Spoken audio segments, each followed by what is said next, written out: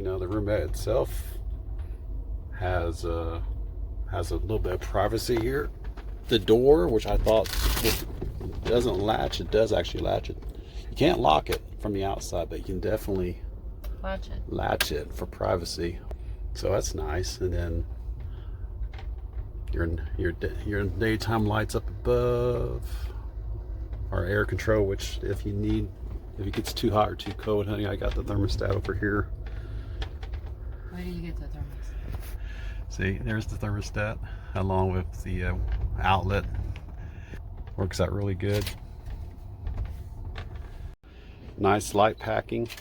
There's our essentials, our electronic bag, and Nora's camera bag right there with her stuff in it. Our overnight bag right there with my jacket and with her jacket as well. Make sure my jacket's hanging. Yep, your jacket's hanging up right there. There's another hanger. Another coat hook right there. That's what they call the closet.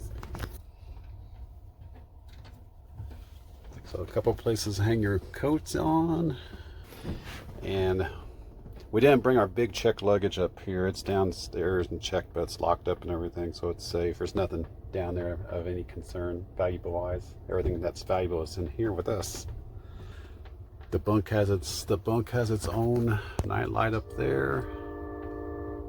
Train. See, I'll be sleeping up in the bunk. That's the bunk right there. I'll be sleeping up in that tonight. So yeah, that roomette's not bad. I mean, I was expecting it to be a little bit more cramped. It's not really that cramped. One roomette's more than sufficient for a couple or for a single person, or a couple of people that can tolerate each other for 33 hours in a small space.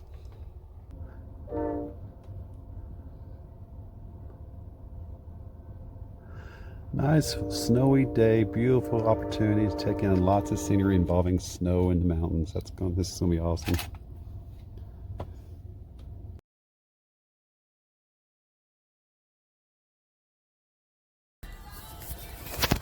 All right, everyone, we're going to take a quick tour of the roomette here on our train to San Francisco on the California Zephyr. One more tour of the room. So we're going westbound, so we are facing the direction of travel. I'm going to start here with the one control panel in the room with the night light,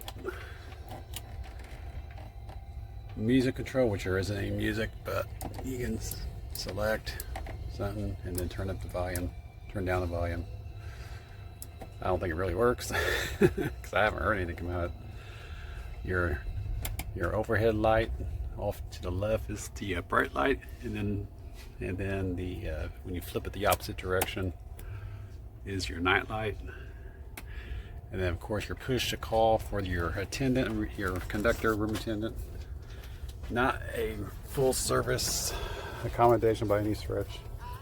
It's more for needing help like dropping the bed, making your beds, putting the beds back together for chairs like we had to this morning. It's not a beck and call type of service. They got a lot of people to take care of.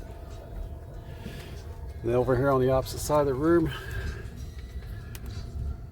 our travel charger that was recommended online here. And then over here is our heater control from coolest to warmest. Another night light here. And then up above, this is your bunk, your berth. This is the release handle to pull it down. I don't have it all the way down, but I have the curtains in the way. But the bunk is okay. This mattress I slept on this mattress last night. Even though it's thick, it's not very comfortable. And since we're on the upper level,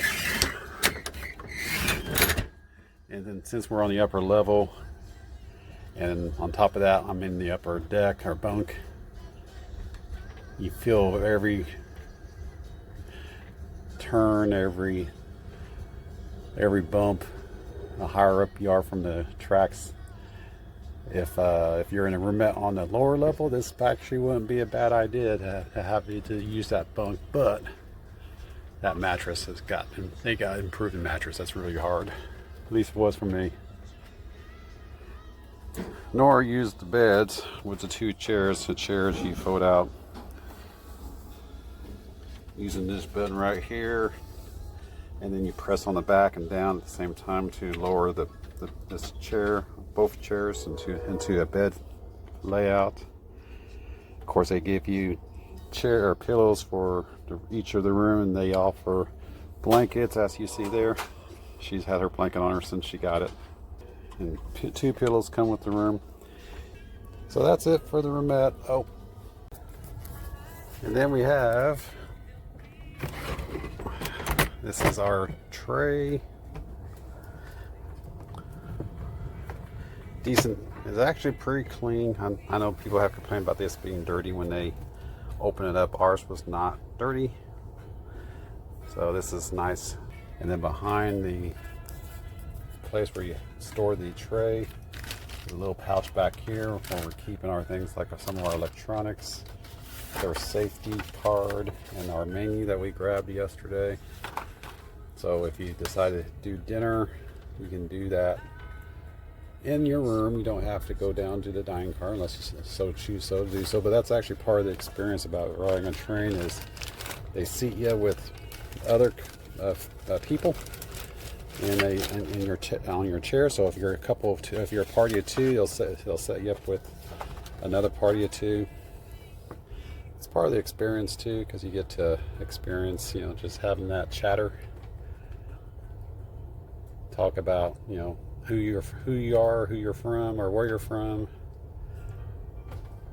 Talk about experiences that you've had with Amtrak and before, future experiences. So that makes the adventure, makes the travel more enjoyable too. That's part of it. We do have 2 coat hooks right here to hang your stuff off of, your coats or your bags. I'm using this one for my coat here, my jacket. The room does come with tissues. Down here is a little trash bin right there, a little bit of trash.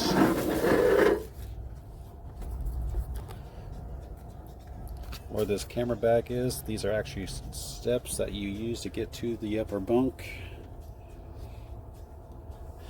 Also a good place to keep storage during your travel. And then underneath the chairs is plenty of room for storage. There is Coat hanger. I already showed the coat hangers. There is a night light up above for the upper bunk as well. For the upper bunk, there are 2 places for hooks. The upper bunk does offer safety straps that once you get into the bunk, you would put the safety strap into the 2 hooks to keep whoever's up there secure from falling out of the bed should they ever rogue. Because the bunk itself is only about 24 inches or so wide, so it may not offer the best left to right support, or left to right space. Going lengthwise though is not bad for your average size person, which I am, but going the length of the bunk isn't bad. But going left to right, it's a little narrow. So they offer those straps that go into those hooks to keep you secure from falling out of the bunk. So that is it for the roomettes on the California Zephyr on the Superliner. I'm going to sneak in here right quick here. This is a bedroom suite. There's no one in here, and it has a shower. No one's in this room. But here's the bed. Folds down to basically maybe a full-size bed. And of course you have your bunk up above. Full-size mirror. Fold-out table.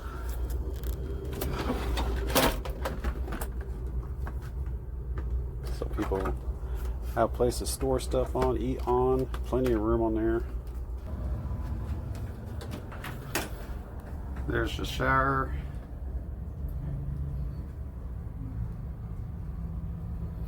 And toilet combo.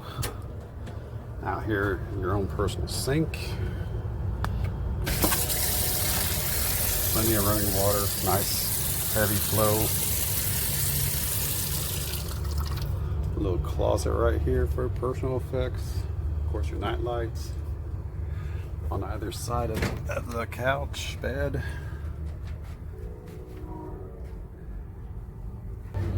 That is a room. That's not a roomette, that's a bedroom with a shower.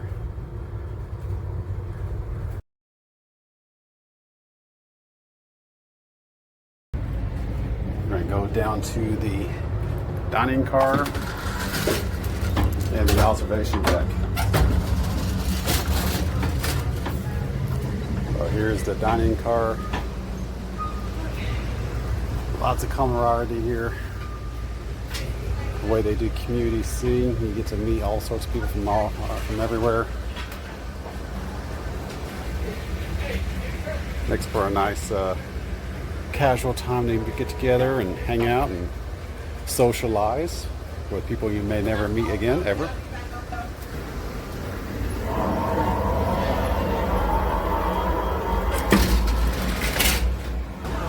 This is the observation deck. I'm not going to go too high up because there's people in here. I don't want to invade their privacy. But the observation deck has 4-seat tables. It also has chairs that face towards the windows. So you can see it, get a nice view. Overhead lights as well, or skylights as well. They could use a good cleaning. Amtrak, if you're listening, clean your windows.